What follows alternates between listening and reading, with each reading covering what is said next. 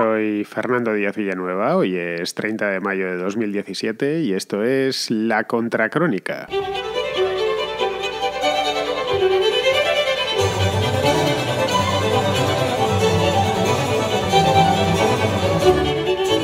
Si veis la televisión o miráis las noticias en los periódicos, supongo que ya sabréis que Brasil está muy revuelto. No es una cosa de ahora, ni muchísimo menos, lleva así meses, pero en la última semana las calles de las principales ciudades, sobre todo de las más grandes, tipo Río de Janeiro o Sao Paulo, pues se han llenado de manifestantes que piden antes de nada la destitución del presidente actual, que se llama Michel Temer. Temer lleva muy poco tiempo en el cargo, al mando del país. Hace no muchos meses, en el mes de agosto, ya preparó una contracrónica sobre la destitución de Rousseff, y por lo tanto lleva ni apenas 9 meses al frente del país, porque accedió así un poco por la puerta de atrás. Accedió tras el impeachment de Dilma Rousseff. Ya digo, creo que esto fue el día 31 de agosto, una cosa así, vamos, la última semana de agosto. Rousseff fue destituida por prevaricar, si mal no recordamos. La destituyó el Senado Federal de Brasil por prevaricar. Y piden la destitución de Temer por un asunto de corrupción, también al parecer por unos sobornos y unas cosas. Brasil, el tema es que atraviesa una crisis económica de caballo. Crisis económica tras una década milagrosa. Todos los que hayáis estado en Brasil en los últimos 15 años, pues veríais todas las fases, desde la primera, a principios de la década pasada, que aquello era la locura y se hacía mucho dinero muy rápidamente, hasta la actual, en el que el país vive postrado en una crisis económica tremenda. Es el producto, ya sabéis, de las burbujas. Pues bien, esta crisis económica se ha traducido en un estado de vértigo político permanente, que recuerda, y mucho, al que vivió España hace solo unos años.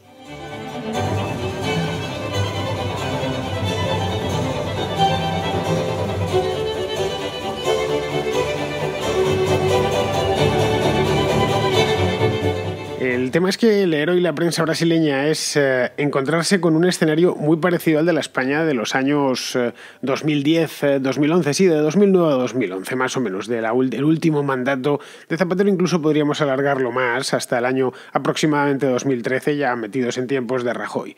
Que esos años de plomo, que los españoles recordamos bien y que los brasileños están viviendo ahora mismo, pues vinieron marcados por dos palabras que tenemos grabadas a fuego, por lo menos en España, y que creo que en Brasil también. Una es crisis y la otra es corrupción, que son una especie de dos jinetes del apocalipsis que suelen ir siempre de la mano. Los años buenos, los de la bonanza económica, quiero decir, los años de los fastos, del Mundial de Fútbol, de las Olimpiadas, que fueron hace solo unos meses, el año pasado, pues han traído ambas cosas. Han traído crisis y han traído corrupción. Esta es la realidad. Son, digamos, el resultado, como os decía hace un momento, el resultado de las burbujas, inevitable, por otro lado.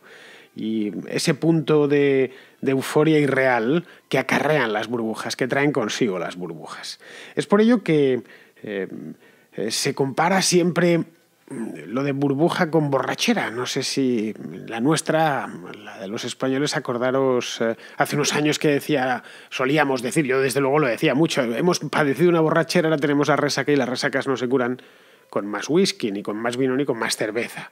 Es decir, una burbuja económica, la que sea, cualquier burbuja de activos, puede ser inmobiliaria, de lo que cojamos, tiene cierto punto irreal, pero siempre euforizante. Es parecido a la cocaína. El problema es que yo nunca la he probado y entonces no sé qué es lo que siente uno. Lo que sí sé es que se siente cuando uno va un poco bolinga y lo mal que se pasa cuando pasa uno la resaca.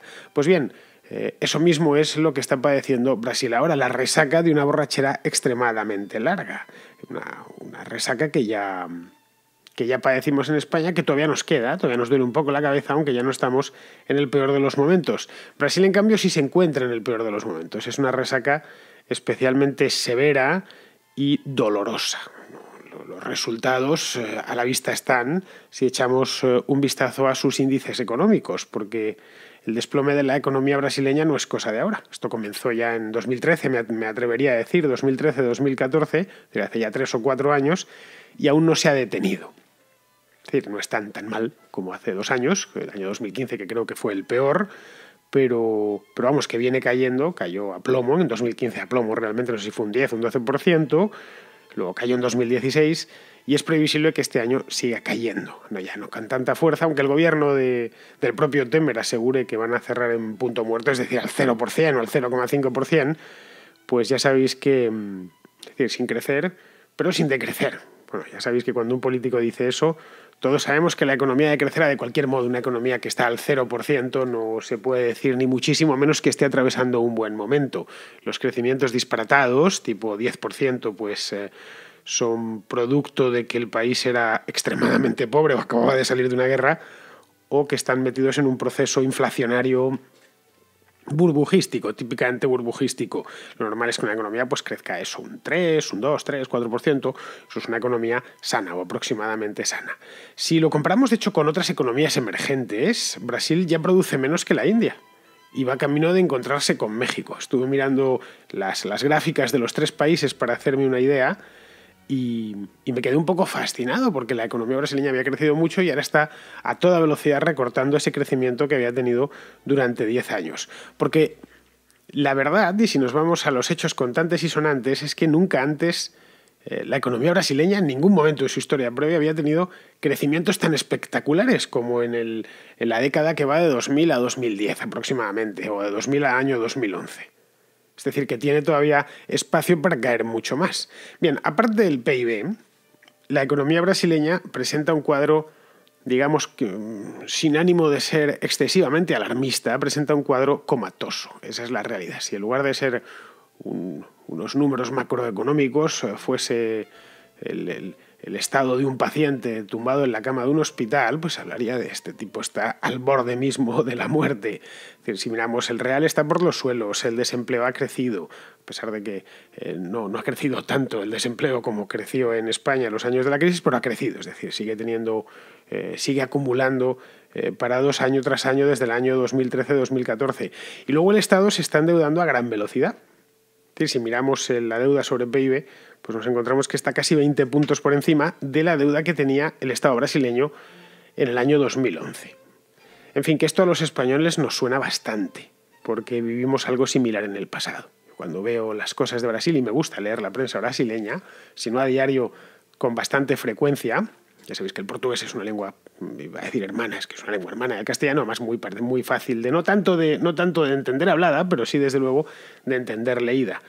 Y son cosas que me resultan tan extremadamente familiares que a veces me asusto, digo, lo lejos que está ese país, ¿no? Y están realmente pasando por las mismas fases, incluida la fase de la negación que la tuvieron al principio. Pues bien, como en España, como nos sucedió a nosotros, a la crisis económica le ha seguido una crisis política de grandes dimensiones, que es la que están padeciendo ahora. Y en ella se inscribe, pues, por ejemplo, la caída de Dilma Rousseff, sin irnos muy lejos. Es decir, los incontables casos de corrupción que tapizan la prensa diariamente, incluidos los de la propia Dilma Rousseff, incluidos los del anterior presidente, Lula da Silva, son la consecuencia, es el efecto, no la causa, el efecto de esos años de locura. Y también están incluidos, por supuesto, la crisis actual de gobierno que tiene a Temer con un pie dentro y otro fuera del Palacio de Planalto, que es como se llama la sede del Poder Ejecutivo en Brasilia. No es el palacio donde viven exactamente, es decir, no es el equivalente a la Moncloa en Madrid, porque creo que viven en otro palacio que no sé cómo se llama, pero vamos, es donde reside. En la prensa brasileña, cuando hablan de Planalto, es como decir la Casa Blanca o como decimos nosotros lo de Moncloa, ¿no? La Casa de Nariño en Colombia, ¿no? Una cosa así más o menos. Pues bien, este hombre parece, por lo menos desde fuera, parece que tiene un pie dentro y uno fuera, aunque quizá no lo sea tanto, y eso es lo que más o menos os quiero hacer ver.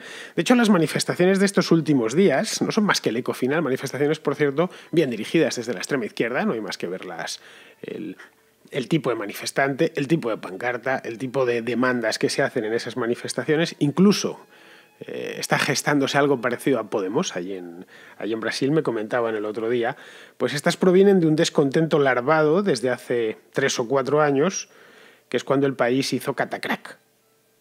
Y empezaron a verse todas las miserias de una sucesión de gobiernos que se habían entregado con fruición, por cierto, y auténtica locura, al pillaje, al soborno, a los cohechos y a todo lo que queramos. Político es una clase política, una clase dirigente completa. De hecho, no es casual, si lo miramos así desde este punto de vista, que el caso Odebrecht, al que ya le dediqué hace unos meses una contracrónica completita, que ahora sacude todo Hispanoamérica, no solo Brasil, pues empezase en el mismo Brasil. La empresa Odebrecht, de hecho, es brasileña. Los principales casos de corrupción que tenemos ahora mismo, que están en cartera, vamos a decir, pues uno de ellos es el de, a nivel global, estoy hablando, uno de ellos es el de Odebrecht, y es un caso de corrupción que nace y que empieza a desarrollarse en Brasil y luego se contagia a prácticamente todos los países de Hispanoamérica. Todavía no se ha contagiado de España, pero está por ver que no se hiciese algún negocio. No lo sé, quizá no les dio tiempo, no por falta de ganas, sino por falta de tiempo. El hecho es que en Brasil siempre se robó.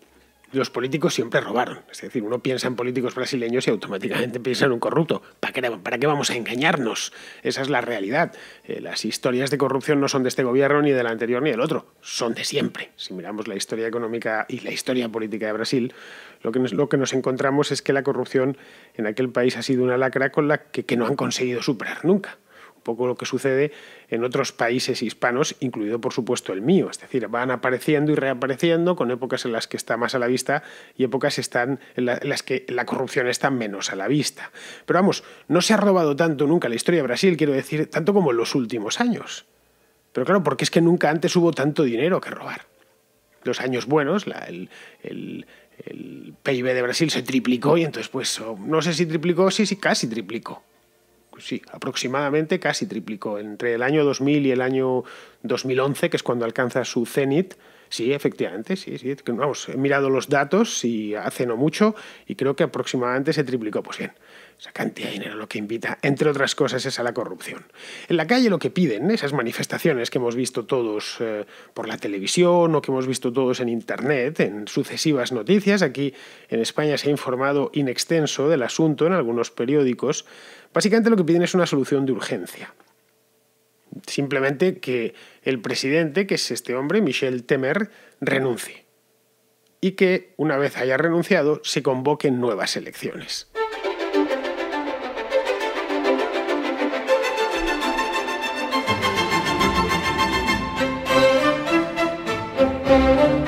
El problema, y en estas cosas siempre hay problemas, es que no es tan fácil. En principio podría parecerlo. Bueno, pues no es para tanto. Michel Temer mañana llega, presenta su renuncia, más tiene cierta edad ya, no es que esté empezando su vida política, ni muchísimo menos su carrera, de hecho está terminándola. Se va tan a gusto, se convocan nuevas elecciones y dentro de 1 o 2 meses pues tenemos un nuevo presidente de Brasil. En principio podría ser así de fácil, ¿no? Pues no es tan fácil. Lo primero es porque... A ver, Temer ya ha dicho que no se va a ir. Es decir, que por lo menos por su propio pie, que le tienen que sacar con los pies por delante, como en las películas de vaqueros. Es decir, él no se va a ir y no tiene ninguna voluntad de hacerlo. Es decir, que tendrá que ser destituido. Es la única opción que ha dejado, ¿no? Que venga al Senado, como hizo con Rousseff hace unos meses, y le destituya. Y lo saque de ahí, y luego que venga el que tenga que venir. Pero eso cubriría la primera parte. La legislación brasileña prevé ese caso, que luego puede haber una elección indirecta, que se decida en el Congreso, en la Cámara de Diputados, que llaman en Brasil, y haya un presidente temporal hasta las elecciones, hasta las próximas elecciones. Eso podría suceder. Porque lo que no se pueden celebrar son nuevas elecciones en Brasil, a no ser que se practique una reforma constitucional. Es decir, que las elecciones no se pueden anticipar, vamos, directamente es ilegal anticiparlas, porque así lo dice la Carta Magna del Brasil, que viene a decir algo así como que durante los 2 primeros años del mandato se pueden anticipar y se pueden adelantar elecciones, pero durante los 2 últimos años, son 4 años el total de la presidencia de Brasil, pues simplemente hay que esperar a que vengan las siguientes. Nada más. Es decir, que si se produce la dimisión o la renuncia o qué sé yo, la muerte del presidente durante los 2 últimos años, pues se tienen que tomar otras medidas, es decir, que mediante un presidente indirecto elegido por la Cámara y el Senado, pero no se pueden convocar elecciones. Y en este punto podríamos decir, claro, pero este hombre claro que se pueden porque está en su primer año de mandato. Él solo lleva 9 meses, ¿no? A fin de cuentas, él fue elegido a finales de agosto, por lo tanto, sobra para que renuncie y que se convoquen elecciones este mismo verano.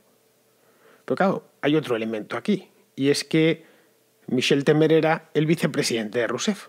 por lo que cuentan desde octubre de 2014, que es cuando fueron las últimas elecciones. Es decir, que no puede ser destituido porque está no en sus 2 últimos años de condena, iba a decir, bueno, si la presidencia en cierto modo es una condena en sus 2 últimos años de presidencia, pero sí en los 2 últimos años de este mandato. El mandato por el que fueron elegidos él mismo y la propia Rousseff, que en paz descanse. Luego tampoco puede delegar en un vicepresidente porque no tiene vicepresidente. Es decir, que él sustituyó a Rousseff, pero no tiene un vicepresidente sobre el que irse, bueno, pues que se queda al siguiente.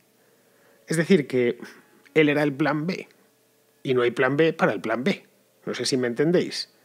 Bien, ¿esto significa que Michel Temer es inamovible hasta 2018? Hasta octubre de 2018, pero tienen que ser 4 años exactos y las últimas fueron en octubre de 2014. Pues bien, no exactamente. Podrían abrirle un procedimiento de estos de impeachment, que en Brasil también existe y está vivo y fresco porque acaban de destituir mediante ese procedimiento, hace solo unos meses, como ya he dicho, a la propia Dilma Rousseff. Pero para abrir un procedimiento de este tipo se requieren el apoyo de 2/3 del Congreso y del Senado. Y aquí podemos decir, pues eso será fácil de conseguir. Pues no tanto, porque Michel Temer tiene partido propio. Es decir, él no es del PT, del Partido de los Trabajadores, sino que él tiene un partido propio, que es, por cierto, el partido más grande de Brasil, por lo menos en número de militantes y diputados, que se llama el Partido del Movimiento Democrático Brasileño, el PMDB, que se presentó en 2014 en coalición con Rousseff. Acordaos aquellas elecciones de hace 3 años, ¿no?, que estaba Neves en el otro lado y que al final ganó Rousseff por no demasiados votos de diferencia. Luego hay otra cosa. Temer se mueve como pez en el agua en Brasilia, donde ha pasado 30 años como diputado. De hecho, ha sido presidente de la propia Cámara de Diputados en 3 ocasiones. Es decir, es poco probable que le destituya una Cámara que es básicamente su casa. De hecho, Michel Temer ha pasado más tiempo en la Cámara de Diputados de Brasilia que en el pueblo del estado de Sao Paulo, donde nació hace 76 años, que son los que tiene, va a cumplir este año 77. Porque una de las peculiaridades de este hombre es que es más viejo que todos sus rivales, y eso cuenta. La veteranía es un grado en todos los ámbitos de la vida y por supuesto que es un grado mayúsculo en política. Y por supuestísimo, muchísimo más viejo que quienes le persiguen desde la calle. 76 años no pasan en balde, vamos, y ha conseguido sobrevivir a esto. Es decir, que es un zorro que las ve venir de lejos. No muy popular, porque no es popular, no lo era ya el año pasado, cuando sucedió a su presidenta, y sigue sin serlo, incluso ahora es bastante menos, pero es extremadamente habilidoso. Ojo, y no solo con la política, Os doy un dato personal, pero que es muy esclarecedor. Su esposa, que se llama Marcela Temer, pues es mucho más joven que él. Pero no 10, ni 20, ni 30 años más joven que él. Es 42 años más joven que él. Una mujer, por cierto, muy guapa. Vamos, que está, como diríamos en España, está buena de romperse. Podéis buscarla en internet y veréis que es una mujer muy guapa. Allí en Brasil, evidentemente. Es muy famoso. Es muy famosa esta mujer. Pero vamos, eso para que os hagáis una idea del tipo de personaje y del tipo de viejo zorro del que estamos hablando. Quedaría una tercera opción, que me la he apuntado aquí por si acaso quedaría. Esto no significa que se vaya a sustanciar o se vaya a traducir en algo real. Y es que el Tribunal Superior Electoral, que es como se llama allí la Junta Electoral Central, pues lo inhabilitase. Esto es un tribunal propiamente dicho, no es más que una junta, y debidamente reunido en sesión plenaria, pues inhabilitan al presidente. Bueno, queda inhabilitado, digamos, el ticket, tanto Rousseff de presidente, el ticket de 2014, como Temer, que era su vicepresidente. Esa es una posibilidad que en Brasil están barajando ahora mismo. En ese caso, la presidencia, si sucediese, que no es ni muchísimo menos seguro, recaería en el presidente de la Cámara de Diputados, que se llama Rodrigo Maia. Bien, este Rodrigo Maia tiene un problema, y es que también está envuelto en un caso de corrupción, que se llama Lava Jato. Y por lo tanto no creo que tardasen mucho en pedirle explicaciones y en pedir su cabeza desde la calle. Es decir, tendríamos una presidenta corrupta, que el Senado la saca de ahí, un vicepresidente al que se le descubre también una historia turbia, el Senado o el Tribunal Superior Electoral lo saca de ahí y nos encontraríamos con que ya en última instancia entra después de esta destitución, entra el presidente de la Cámara de Diputados, el tal Rodrigo Maya y está ya siendo investigado, pues le imputan. Entonces, de nuevo, otra destitución.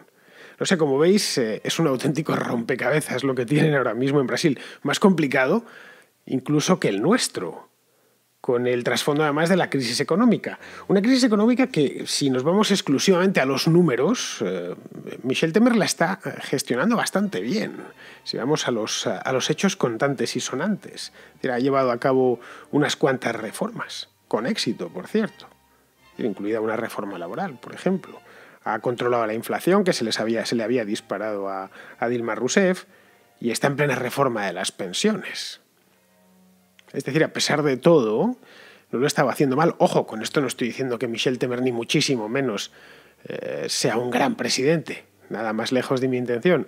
Esto probablemente lo hubiera hecho otro, o lo hubiera hecho la propia Dilma Rousseff en el caso de haber sobrevivido en la presidencia, porque no les quedaba mucha más opción. Y el gobierno brasileño, a diferencia del gobierno, o el populismo brasileño, a diferencia del populismo venezolano, es un populismo con los pies en la tierra. No es lo de la locura de Maduro.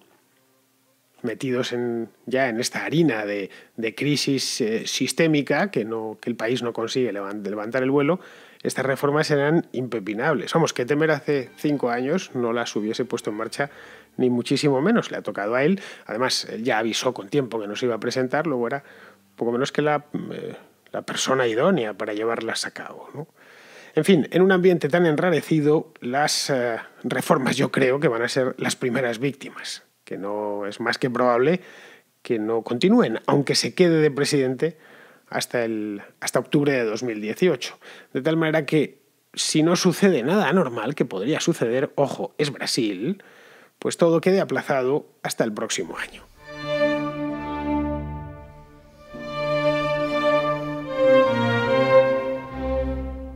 Octavio, que es un oyente de Asturias, nos trae un tema que ya se ha tratado en alguna ocasión aquí en la Contracrónica, más que tratado, no propiamente porque es un tema antiguo, no sé si es del año pasado o del anterior, pero sí hemos hablado en alguna ocasión, y por lo menos se ha hablado en alguna ocasión por encima, y que es de estos temas que es como el Guadiana, como el río Guadiana.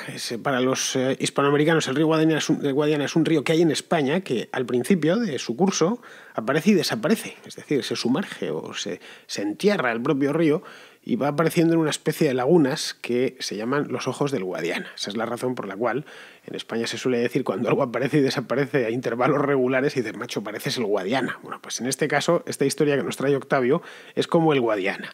Una historia que no puedo contar mucho más porque ya lo he hablado en otras ocasiones, pero vamos, que es bueno que de vez en cuando salga y nos dé qué hablar.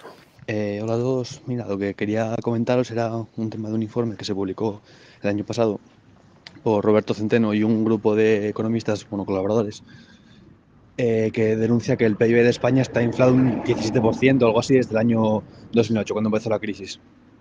Y bueno, entonces eso quería comentároslo y saber la opinión de Fernando.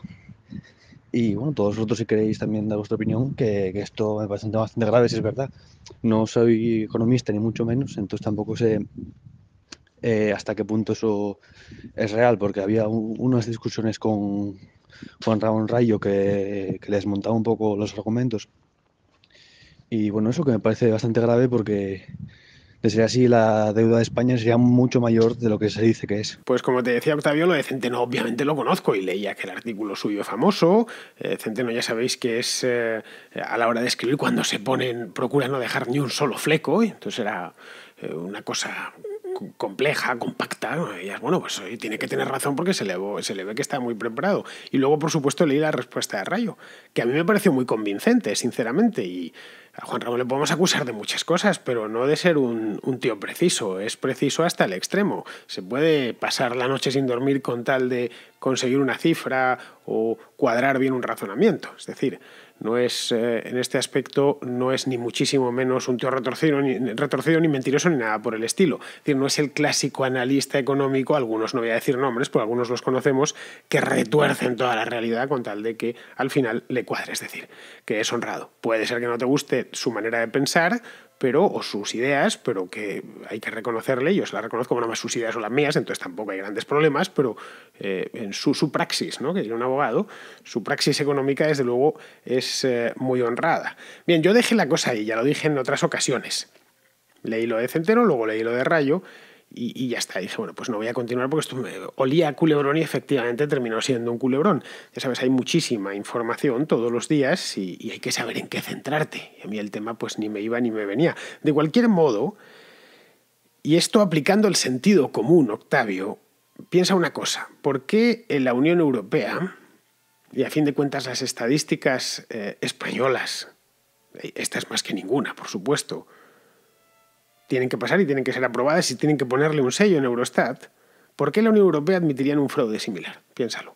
Esto se me consta que Centeno se lo llevó a Bruselas y lo denunció, pero no se ha hecho nada. Y no, pero a España, justo a España se lo van a perdonar y no a ningún otro país. ¿O es que otros países también sus números macros son mentira? No lo sé. Simplemente que te hagas esa pregunta. Bueno, y hablando de preguntas, no sé si os acordáis que ayer, los que escuchasteis el programa ayer, pues si os acordáis porque es de hace solo unas horas, Roberto le preguntaba una cosa a Pizarro. Le preguntaba en concreto si desde la niñez se puede saber que se nos va a dar bien. Pizarro es médico, lo digo un médico muy brillante, no un médico cualquiera. Pues bien, le preguntaba si desde la niñez se puede saber en qué vamos a brillar a lo largo de nuestra vida, cuáles van a ser nuestros puntos fuertes y que por lo tanto la educación pueda ir por ese camino. Y esto, Roberto, es lo que Pizarro te contesta. Hola, Roberto. Gracias por considerar que puedo solucionarte algo y muchas gracias por una pregunta muy interesante. ¿Hay alguna herramienta que con certeza pueda pronosticar en qué va a destacar, en qué va a ser especialmente brillante un crío de mayor? La respuesta es no, no la hay. Y la explicación es que el cerebro de los niños, de los críos, es un órgano que está en desarrollo, pero además es plástico, es decir, que es la suma de todos los estímulos que a lo largo de toda la infancia va a recibir, lo que va a ir conformando sus potencialidades en capacidades reales. Claro, no hay una herramienta capaz de manejar toda esa información. Carga genética, nutrición, familia, cultura, ambiente, circunstancias que le pasaron aquel día o aquel no, cómo ha ido afrontando las cosas, qué apoyo ha tenido, en fin, demasiada información para poder hacer las cosas con certezas. De hecho, podemos hacer, test de inteligencia, pruebas físicas, darle una flauta a todo el mundo a ver qué tal la toca, y hay gente que es especialmente brillante con 12 años y que no llega a ningún lado y viceversa. Quiero decir que ojalá hubiese esa herramienta porque facilitaría las cosas en algún sentido, pero realmente la complejidad del desarrollo de la inteligencia es inabarcable para las herramientas que tenemos hoy en día y sospecho que en el futuro andremos muy parecido. Gracias por tu pregunta. Pues espero, Roberto, que quede respondido. Yo desde luego he quedado respondido, has visto qué respuesta más bien trabajada y más bien cerrada. Y no nos despedimos de Pizarro ni muchísimo menos porque ahora es cuando toca su pizarroteca. Estamos ya al final del programa o el gabinete del doctor Pizarro, como queráis. Y es cuando él llega para cerrar ya, poner el broche final a la contracrónica. Y hoy nos quiere hablar de la historia de la que lo hablaba yo ayer, de la cosa esta de Merkel, la Unión Europea, la OTAN y demás. La razón por la que los europeos no peleamos actualmente por nuestro propio destino es porque históricamente no nos hemos puesto de acuerdo sobre tal destino. Y porque concretamente en el siglo XX nos ensarzamos en guerras europeas con repercusión mundial. Si Merkel piensa que los intereses internacionales de Alemania son los de todos los europeos continentales y que la Europa continental es una piña, es que iba beoda. Bajo el paraguas estadounidense estábamos incómodos, pero apenas poníamos muertos y atenuábamos nuestra incapacidad para concretar una posición común en temas internacionales. No nos independizamos, nos echan de casa siendo unos adolescentes. Un cordial saludo de Pizarro. Pues muy bien, Pizarro, muchísimas gracias por tus dos intervenciones hoy, las dos brillantes como siempre. Y antes de irme, una cosita. Esto es solo para patronos, para que lo sepáis. Os he mandado un mensaje en Patreon sobre el tema de las entrevistas. Para manteneros informados, pasáis y os habrá llegado un email, supongo.